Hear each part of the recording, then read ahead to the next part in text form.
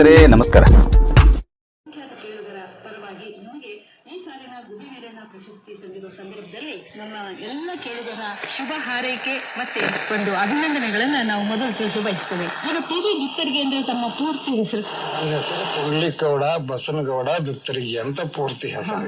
ಈಗ ಗುಬ್ಬಿಗರನ ಪ್ರಶಸ್ತಿಯನ್ನ ತಮಗೆ ಬಂದಾಗ ಹೇಗ ಅನ್ನಿಸ್ತು? ಏನು ಪ್ರಶಸ್ತಿ ಬಂದಾಗ ನೋಡ್ರಿ ಎಲ್ಲರಿಗೂ ಆಗುವಂಗ ನನಗೂ ಸಂತೋಷ ಆದದ್ ಖರೆ.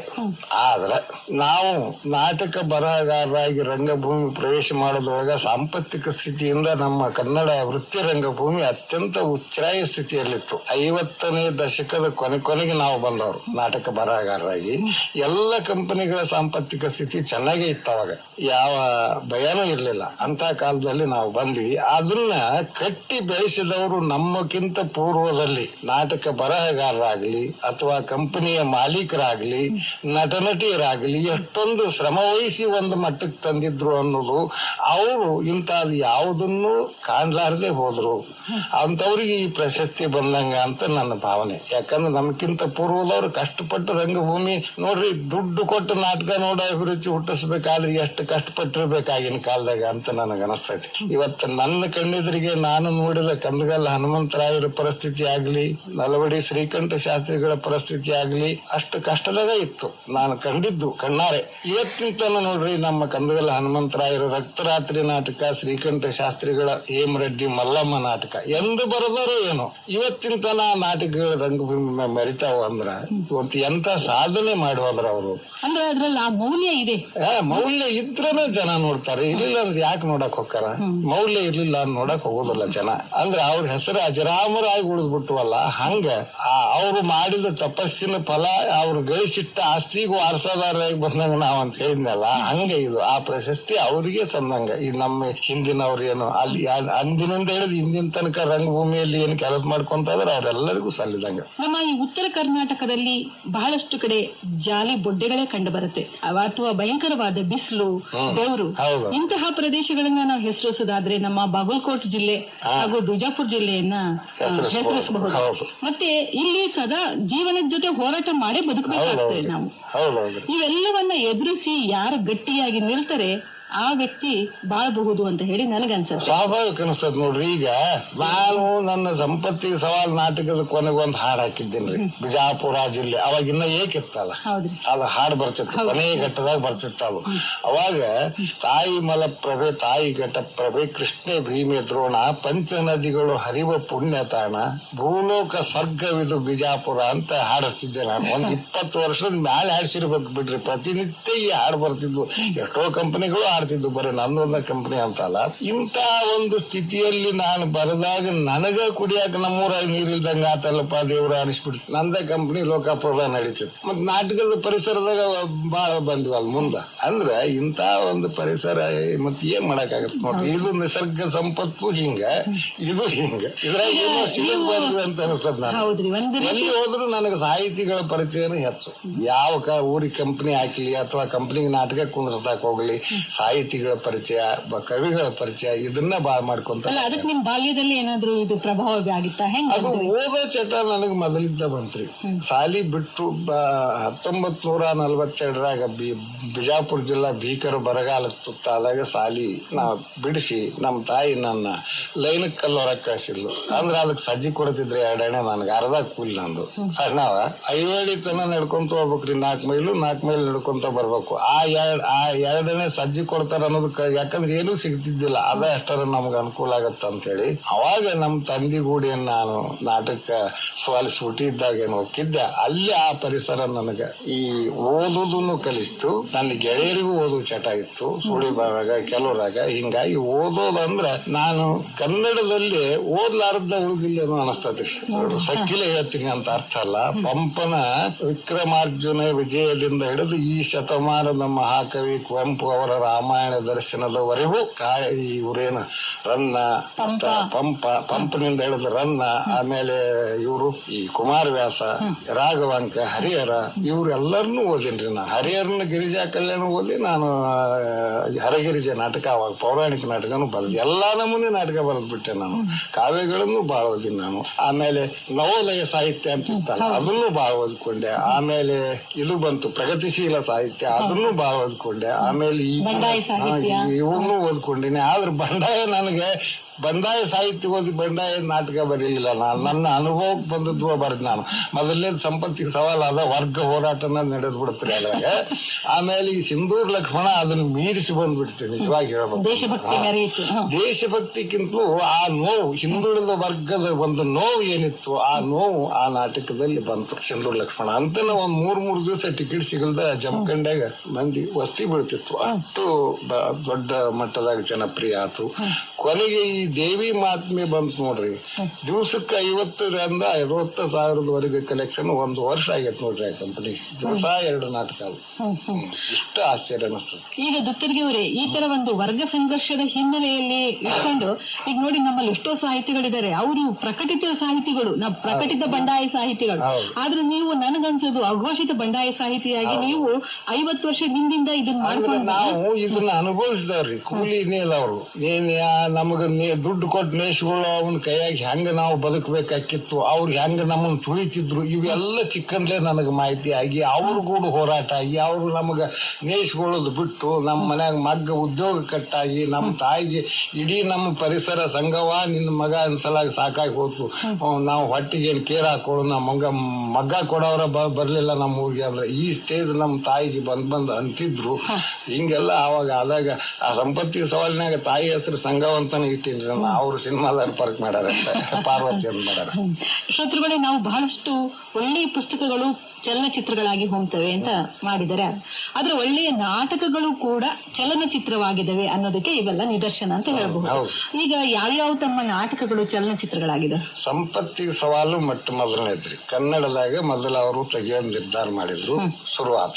ಆಮೇಲೆ ಅದು ಜನಪ್ರಿಯ ಆದ ಕೂಡಲೇ ತಮಿಳಿನವರು, ತೆಲುಗಿನವರು, ಮಲಯಾಳಂದವರು ಇವ್ರು 3 ನನಗ ಅಗ್ರಿಮೆಂಟ್ನಾಗ ದುಡ್ಡು ಕೊಟ್ಟು ಮಾಡಿಸ್ಕೊಂಡು ಅವನ್ನೆಲ್ಲ ಚಿತ್ರ ಮಾಡಿದ್ರು ಅಂತ ಕೇಳಿದ್ರು. ನಾ ಏನ್ ಅವ್ರು ನೋಡಕ್ ಹೋಗಿಲ್ಲ, ನನ್ಗ ಆ ಭಾಷೆನೂ ಕನ್ನಡ ಬಿಟ್ಟು ನನಗೆ ಯಾವ ಭಾಷೆನೂ ಬರೋದಿಲ್ಲ, ನಮ್ಮ ಮಾತೃಭಾಷೆ.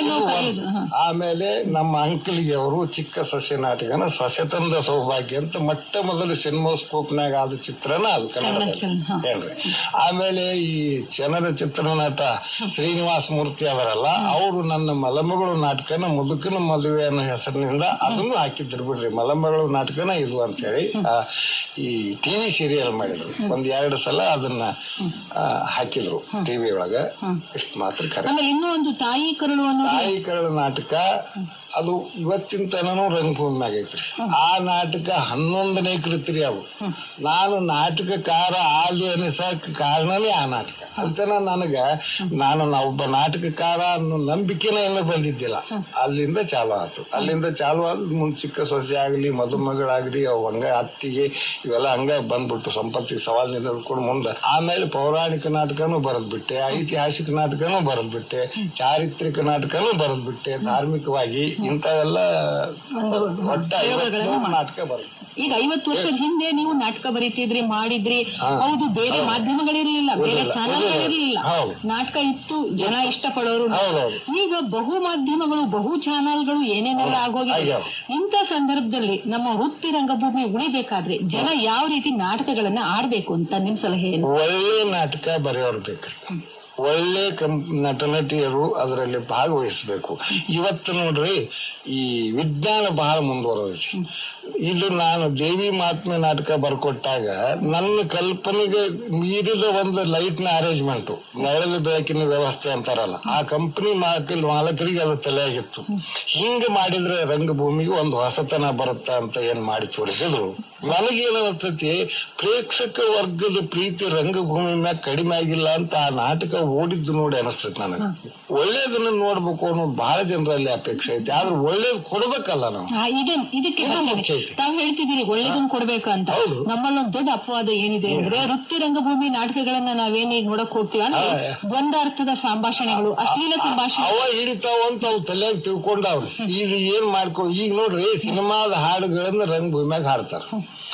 ನಾವು ರಂಗಭೂಮಿಯಾಗ ಮಾಡಿದ್ದನ್ನು ಸಿನಿಮಾ ಅನುಕರಣೆ ಮಾಡ್ತಿತ್ತು ಆಗಿನ ಕಾಲದಾಗಂತ ನಾವು ಸ್ಪಷ್ಟ ಹೇಳಬಲ್ಲೆ. ಎಷ್ಟೋ ನಾಟಕಗಳ ಎಷ್ಟೋ ಆ ಥಿಯರಿನ ಸಿನಿಮಾಗಳು ಅವಾಗ ಅಳವಡಿಸ್ತಿದ್ವು. ಈಗ ನಾಟಕನ ಸಿನಿಮಾನ ಅಳವಡಿಸಕತ್ತೈತಿ ಅಂದ್ರೆ ಮತ್ ನಾವ್ ಏನ್ ಹೇಳಂತೀವಿ ಮೇಡಮ್? ಹಿಂಗಾಗೈತಿ ಅದು. ಈಗ ನೋಡ್ರಿ, ಓದ್ಬೇಕು, ಅನುಭವ ಇರಬೇಕು, ತನ್ನ ಇಲ್ಲಿ ಬಂದು ಆ ಮಟ್ಟಕ್ಕೆ ಬಂದು ಒಳ್ಳೆ ನಾಟಕಕಾರಗಳು ಹುಟ್ಟಬೇಕು, ಒಳ್ಳೆ ನಟರು ಹುಟ್ಟಬೇಕು. ಅವಾಗ ನಾನು ಕಂಡಿದ್ರಿಗೆ ನನಗೆ ಆತ್ಮೀಯರಾಗಿರ್ತಕ್ಕಂಥ ನಟರು ಇದ್ರು. ಎಲವಾ ಸಿದ್ದಯ್ಯ ಸ್ವಾಮಿ ಒಂದ್ ದಿವಸ ಒಂದ್ ಪೇಪರ್ ಓದ್ತಿದ್ದಿಲ್ಲ, ಒಂದ್ ಪುಸ್ತಕ ಓದ್ತಿದ್ದಿಲ್ಲ. ಅದು ಎಲ್ಲಿಂದ ಬಂತಪ್ಪ ಈತಗ ಈ ಒಂದು ಪ್ರತಿಭೆ? ಎಷ್ಟು ಜನ ಹೆಣ್ಮಕ್ಳು, ಎಂತ ಹಾಡುಗಾರ ಹೆಣ್ಮಕ್ಳು, ಪಾರ್ಟಿ ಅಷ್ಟು ಭವ್ಯವಾಗಿ ಮಾಡುವಂತ ಹೆಣ್ಮಕ್ಳು ಸಾಕಷ್ಟು ಜನರು ನೋಡಿ ನಾನು. ಜುಬೇದಮ್ಮ, ಆಮೇಲೆ ನಮ್ಮ ಸರೋಜಮ್ಮ, ಆಮೇಲೆ ಸುಭದ್ರಮ್ಮ, ಅವ್ರು ಈಗ ಯಾರು ಸಿಗ್ತಾರ್ರಿ? ಎಲ್ಲಿ ಏನು ಇಲ್ಲ. ದುಡಿತಿದ್ರು, ಅದನ್ನ ತಿಳ್ಕೊಂತಿದ್ರು, ಕಷ್ಟ ಪಡ್ತಿದ್ರು. ಅದಕ್ಕಾಗಿ ಒಬ್ಬ ನಾಟಕಕಾರನು ಅಥವಾ ನಿರ್ದೇಶಕನು, ನಮ್ಮಲ್ಲಿ ನಾಟಕಕಾರನೇ ನಿರ್ದೇಶಕ ಆಗೋದು ಬಾಳ. ಕಂಪನಿ ಮಾಲಕರು ಅದ್ರಾಗ ಕೂಡ್ಕೊಂತಿದ್ರು, ಇಬ್ರು ಕೂಡ್ ಗುದ್ದಾಡೋದು. ಅವಾಗ ಅಷ್ಟು ಭಕ್ತಿಯಿಂದನೂ ನಡ್ಕೊಂತಿದ್ರಿ. ನಮ್ಮ ಕಾಲದಾಗ ಒಬ್ರು ಹೆಣ್ಮಕ್ಳು ಕುರ್ಚಿಯ ಮ್ಯಾಗ ಕುಂತಿದ್ ನಾವು ನೋಡ್ಲಿಲ್ಲ. ಅವಾಗ ಅಷ್ಟು ಒಂದು ಗೌರವ ಕೊಡ್ತಿದ್ರು ನಟರೇ ಆಗ್ಲಿ. ಅದು ಹೋಗಿ ಈಗ ನಮಗ ಹೇಳ್ಬಿಡ್ತಾರ, ನೀವು ಬರ್ದಿದ್ರಿ ಅಲ್ರಿ, ಅದನ್ನ ಬ್ಯಾರೆ ಮಾಡ್ಕೊಂಡು ನೋಡಿರ್ಬೇಕಾರೆ ಇವತ್ತು ಎಷ್ಟು ಜನರಿಗೆ ಅಟ್ರಾಕ್ಷನ್ ಆಗತ್ತ. ನಮಗ ಹೇಳ್ತಾರ, ನಾ ಬರ್ದಿದ್ದೇ ಇರುದಿಲ್ಲ ಅದ್ರಾಗ, ತಾವ ಬೇರೆ ನಾಟಕ ನಾ ಬರ್ದಿದ್ದಂತ ಹಾಕ್ಬಿಟ್ಟಿರ್ತಾರ. ಶ್ರೋತೃಗಳೇ, ದುಚರ್ಗಿ ಅವರು ಹೇಳಿ ಕೇಳಿದ್ರಲ್ಲ, ರಂಗಭೂಮಿಯ ದ್ರೋಣರಾಗಿ ಅನೇಕ ರಂಗ ಕಲಾವಿದರಿಗೆ ಆಶ್ರಯ ಇತ್ತು. ಮತ್ತೆ ಅತ್ಯುತ್ತಮ ನಾಟಕಗಳನ್ನ ಪ್ರದರ್ಶನ ಮಾಡಿ ಒಂದು ರೀತಿ ರಂಗಭೂಮಿಗೆ ಅವರು ಮೆರುಗನ್ನ ತಂದಿದ್ದಾರೆ ಅಂತ ಹೇಳಿದ್ರೆ ತಪ್ಪೇನಿಲ್ಲ ಅನ್ಸುತ್ತೆ. ಅಂತಹ ಒಬ್ಬ ಧೀಮಂತ ಕಲಾವಿದನಿಗೆ ನಮ್ಮ ಸರ್ಕಾರ ಗುರುತಿಸಿ ಗುಬ್ಬಿ ವೀರಣ್ಣ ಪ್ರಶಸ್ತಿ ನೀಡಿರೋದು ಎಲ್ಲ ರಂಗ ಪ್ರಿಯರಿಗೆ, ರಂಗ ಕಲಾವಿದರಿಗೆ ಸಂತಸ ನೀಡುವಂತಹ ಸಂಗತಿ ಅಂತ ಹೇಳಿ ನನ್ಗನ್ಸುತ್ತೆ. ಇನ್ನು ನಿಮ್ಮೆಲ್ಲರ ಪರವಾಗಿ ಅವರಿಗೆ ಶುಭ ಹಾರೈಕೆಗಳನ್ನ, ಅಭಿನಂದನೆಗಳನ್ನ ತಿಳಿಸ್ತಾ ಇವತ್ತಿನ ಈ ಕಾರ್ಯಕ್ರಮ ಮುಗಿಸೋಣ. ನಮಸ್ಕಾರ. ನಮಸ್ಕಾರ. ರಂಗನಾಟಕ ರಚನಾಕಾರರಾದ ಪಿ.ಬಿ. ದುತ್ತರ್ಗಿ ಅವರೊಂದಿಗಿನ ಸಂದರ್ಶನವನ್ನ ಕೇಳಿದ್ರಿ. ಈಗ ಸುಭದ್ರಮ್ಮ ಮನ್ಸೂರ್ ಅವರ ಕಂಠದಲ್ಲಿ ಒಂದು